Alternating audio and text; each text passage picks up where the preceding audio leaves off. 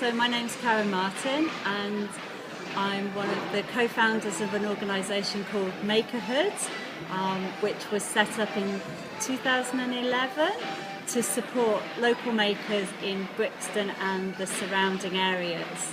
So we wanted to support local makers in making connections with buyers within the local areas and to help them support their businesses and development and to encourage sharing of skills and support makers there. Cool. So there's been a lot of social media talks about how social media is affecting the crafting landscape.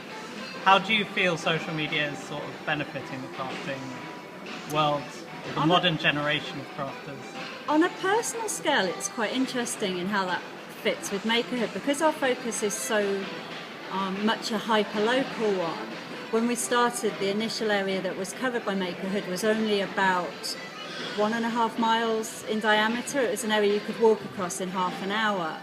And yet we still use the internet as a way to bring those makers together. So we were using this global medium, but as a way of connecting people who live very, very close to each other. And we found the internet worked really well as a way of doing that. It became the first call for people who heard about Makerhood. They would check us out online, then they would follow us on Twitter, follow us on Facebook, and you got these slightly removed connections before you actually went on and made a face-to-face connection with people in your local area. And then once you'd made those connections, the social media helps to describe what we do, kind of talk about what we're up to, keep makers in touch with each other. So it really complements the face-to-face meetings that we have with makers. Yeah. What inspires you about your own personal craft? Other makers? I think a lot of crafters have been saying that other makers inspire them, and that's been something everyone's said. Absolutely. It's just incredible. When I started Makerhood, we set it up, I've always sewn, I've always knitted. I really enjoy most types of making, but particularly textiles.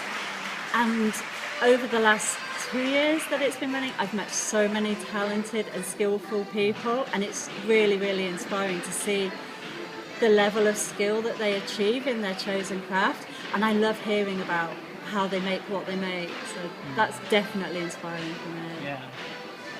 Do you think it's young people having the opportunity to learn a craft? Sorry? Do you think young people having the opportunity to learn a craft is important? I do. I think learning a craft. I think learning a craft is really important actually, because I think learning a craft or learning to make on any type of making is quite a particular way of approaching the world.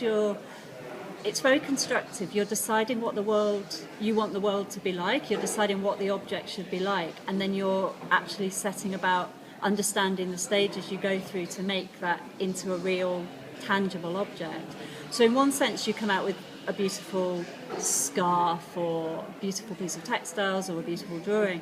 On the other, you also understand how to turn your ideas into something much more tangible. And I think that way of thinking is something that can be applied very broadly to the world. And personally, I think it's a really valuable way of looking at the world.